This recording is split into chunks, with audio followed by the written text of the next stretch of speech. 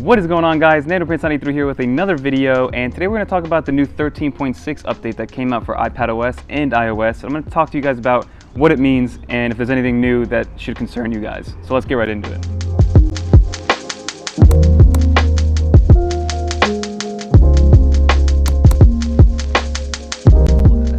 So over the last month or so, Apple has released an abundance of new updates for both their iOS and iPadOS devices, and of course also their Mac and tvOS, but I focus more on the iPadOS stuff. First, we had the 13.5.1 update, which pretty much patched that uncovered jailbreak. So if you guys are on an iOS device that is jailbroken, whether it is an iPhone or an iPad, make sure that you stay at 13.5 and below, and that way you can make sure that you can still jailbreak your devices. But that's what the 13.5.1 update was, and then they released a 13.5.5 update, and then that was the beta 1. That just had bug fixes and performance improvements, and it was very vague as to why they updated it. And then they updated, instead of 13.5.5 beta 2, they updated it just to 13.6. And now it's the second time that Apple has done that, and I don't really understand why they would do something like that. Not that it's bad or anything, it's just a little bit confusing as to why they keep changing up the names and going from a beta 1 to a different name of a software totally, even though it's pretty much the same thing, right? So, and that's another thing that I want to talk about. All these updates, especially once you get past maybe a 13.1, or I guess 13.4 was a huge update for iPadOS, but before that and after that, the improvements were very, very incremental, right? So don't get caught up in what improvements you get with each iteration of iPadOS that releases, especially if it's a like 0.001 update. Those are the smallest updates.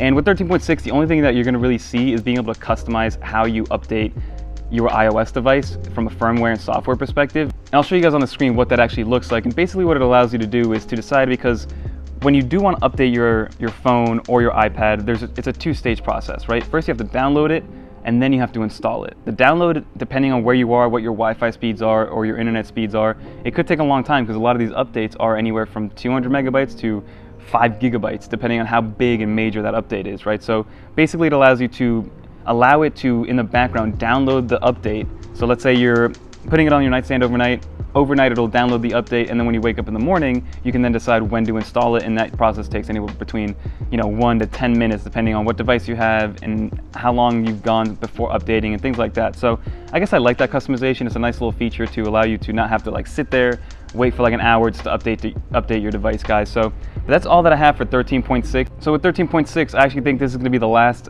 update that we're going to see before we see 14.0 or iPadOS 14.0, and that's going to be, at least the beta will come out sometime in June during WWDC, and that I'm very excited about because I don't really know what they're going to bring to the table. I'm excited to see Apple wow us a little bit. They better not underwhelm us with 14.0, especially for the iPad side, because that's what they're going to, and that's going to be the future. And I also do believe that iPadOS 14.0 is going to play even better with macOS because of those new ARM laptops that are coming out. So all in all, I do recommend updating the 13.6. I don't recommend it if you guys are in the jailbreak world. I like to update it every single time for security patches to make sure my iPad is good to go and there's nothing coming in and out of it that I don't want. So I always update my iPad to the latest firmware, and I don't really ever plan to jailbreak my iPad. My iPhone is a different story though, so I might be able to jailbreak that one in the coming days, guys. But that's pretty much going to do it for this video. Like I said, the only real major visual update is that one update setting that allows you to customize what you're going to do and how you want to do it and when you want to do it. But other than that, that's all you guys have to worry about. Update it if you guys want to stay on the latest,